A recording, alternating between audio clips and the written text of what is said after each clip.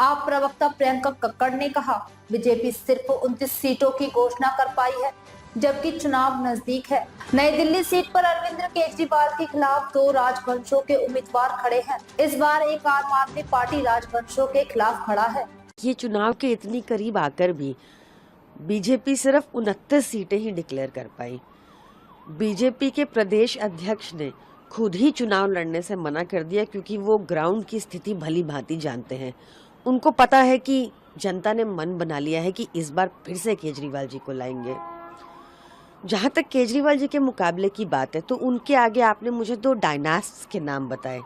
भाजपा तो परिवारवाद के अगेंस्ट थी, तो इस बार एक आम आदमी की लड़ाई परिवारवाद से है।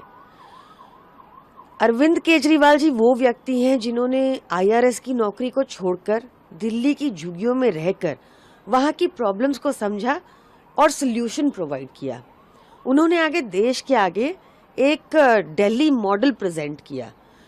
इस दिल्ली मॉडल में सबसे कम महंगाई है, सबसे हाईएस्ट पर कैपिटा इनकम है, फ्री बिजली है, फ्री पानी है, फ्री महिलाओं को बस यात्रा है, फ्री बुजुर्गों को तीर्थ यात्रा है और अनेकों ही जन कल्याण स्कीम्स हैं।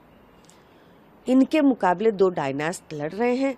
और साथ ही आपने बताया कि परवेश वर्मा जी का नाम है, तो ये भी वो व्यक्ति हैं जो काला धन बांटते हुए अभी हाल ही में रंगे हाथों पकड़े गए थे और बेशर्मी से कह रहे हैं मैं तो बांटूंगा। तो जो भाजपा अपने आप को करप्शन और परिवारवाद के आगे बोलती है, सबसे बड़ा प्रमाण तो यही दिख रहा है कि कैसे भाजपा करप्शन को भी और परिवारवाद को भी बढ़ावा दे रही है। तो जनता सब जवाब देगी।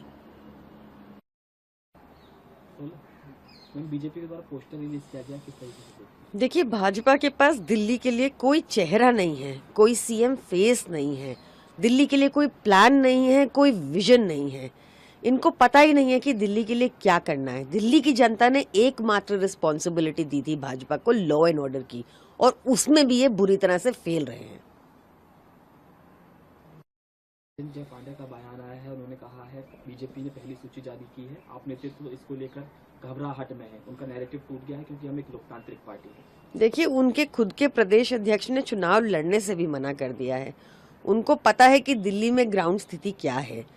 अपनी पहली सूची जारी की है, उसमें भी अरविंद केजरीवाल जी को और आम आदमी पार्टी को गालियां निकाल रहे हैं। दिल्ली में भाजपा को एक रिस्पॉन्सिबिलिटी दी गई थी लॉ एंड ऑर्डर की, जिसमें वो पूरी तरह से फेल है और जनता ये जानती है।